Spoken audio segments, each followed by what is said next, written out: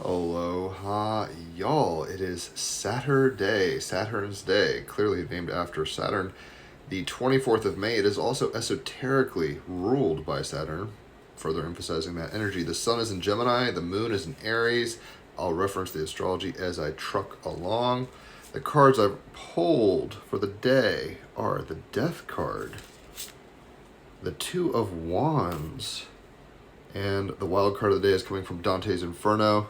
This is Thief of Forms, Face Sucker, craziness.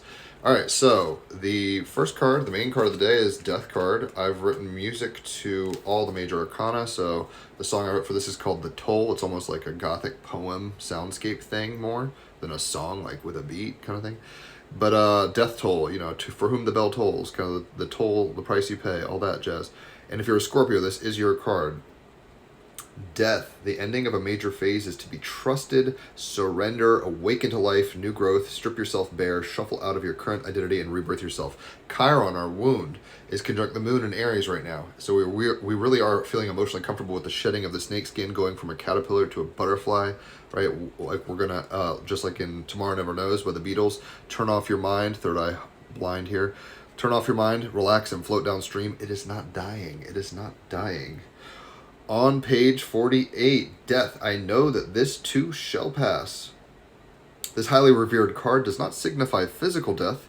It heralds the death of a particular situation externally or part of you internally. Mercury, our mind, is conjunct Uranus, revolution, evolution, punctuation, radical explosions. In Uranus and Mercury and Taurus are conjunct, and they're trining Pluto retrograde. So it's like we are changing what it means to be a human on the face of the earth as a self and as a culture. It's a crazy moment to be alive.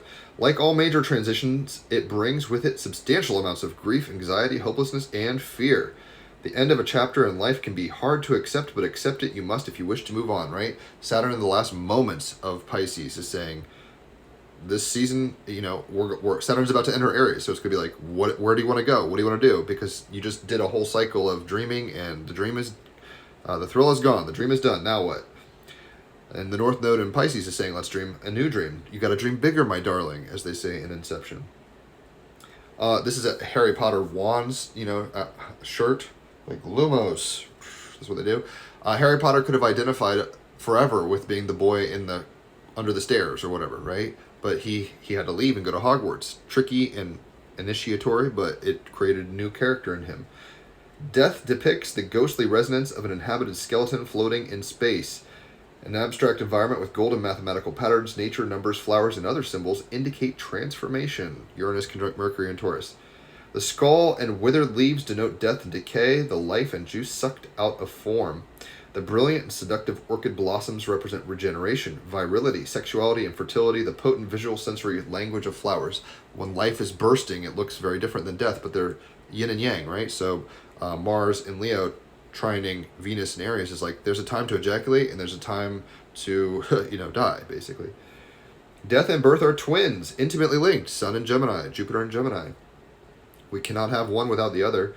They work together. One leads to the other, and the presence of one calls to the presence of the other. In a very real sense, we are living the cycles of death and rebirth all the time. Every night we sleep, we experience a mini-death. The dissolution of awareness of the physical body makes way for the mental dream body, which then dissolves to enter deep sleep, silent, empty awareness, and even the French call orgasming petite mort, the little death.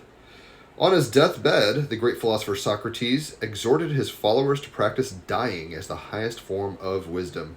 The Tibetans don't view life as a straight line from point A to point B like we do in the West. Rather, it's seen as a full circle where birth and death connect with one another like an electricity circuit that is conducting energy. Mercury and Uranus conjunct in Taurus. It's an electric circuit of, it's like the flux capacitor in Back to the Future.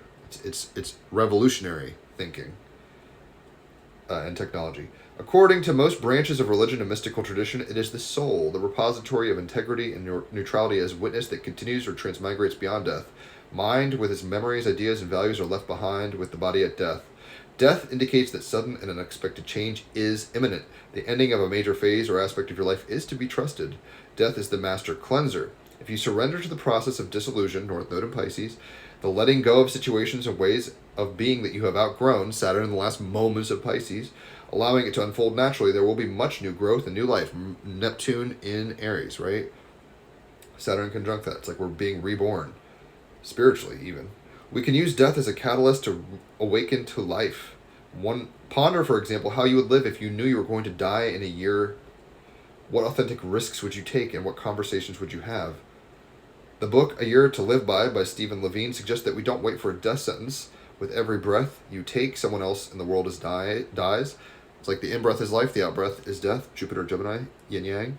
Death, darkness, and difficulty are needed as much as light, ease, and flow. So ending of a major phase is to be trusted. Surrender, awaken to life, new growth, and strip yourself bare of your identity. Shuffle off your current identity and rebirth yourself. Heavy, powerful card. Right? So it's big time. And the clarifying card is the Two of Wands. So this is about striking while the iron's hot. I find it ironic. Here's a cycloptic. He's got a third eye right there. And these are little cyclops in the smithy, kind of making swords. The Two of Wands, I dare to choose on page 104. If you're a fire sign, Aries, Leo, Sag, you are a wand that we all have action and zeal in us. Two of Wands, gaining perspective, waiting for the right moment, drafting plans, and looking out to the future. So the caterpillar says, I want to become a butterfly. It's in my bones. I don't know why, but I need to melt down like the ore and be struck into something new. A butterfly for my caterpillar. It's not, it's not necessarily easy or fun, but it's necessary, right? And then what's in the way of this? The shadow card, the wild card for today is Dante's Inferno deck. Beautiful deck. And it is saying the following. Oh gosh, I gotta get the right book. Number 27 is on page 35. Twisted. No, that's the wrong one. On page 20. On page 37. Number 27. Thief of Forms.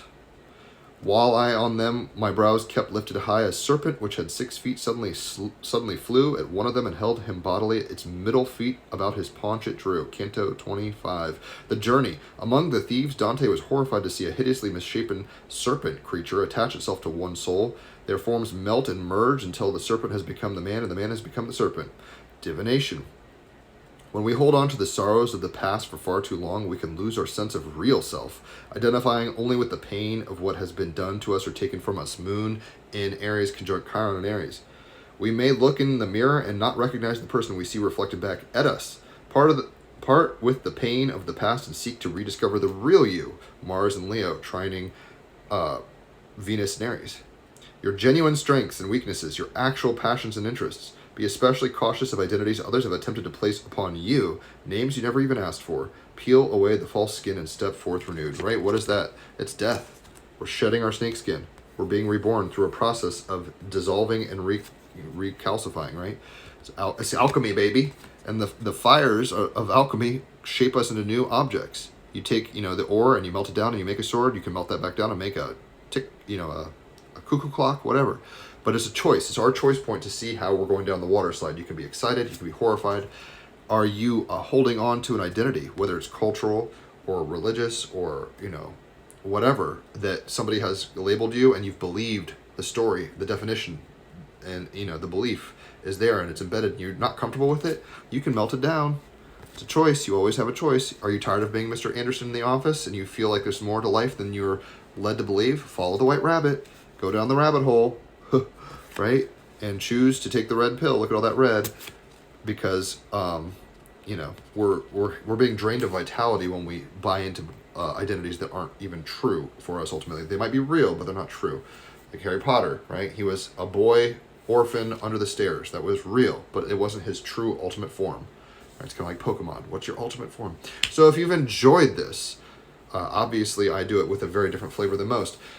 Leave a tip. Tag some people. They can get something out of this, I'm sure, if you've enjoyed it. Obviously, I do readings, so if you want cards, it's $50 for 1 hour, and it's $150 for 3 hours of astrology. We'll geek out about what astrology is and then get into your chart also with that. You'll never need another reading after that, methinks. If it's your birthday, you get half off, so holler on your birthday and you get a big discount. And if you refer somebody to me, you get half off on cards. So there's ways to get a reading on the cheap. Check out the Team Rabbit Hole podcast, 311 episodes deep, 2 episodes next week on Monday and Tuesday. So that's unusual, but cool. And do check out the music I wrote for the Major Arcana. You'll enjoy it. I don't doubt it. So on that note, enjoy your Saturn's Day, and I'll catch you on the flip side. Adios.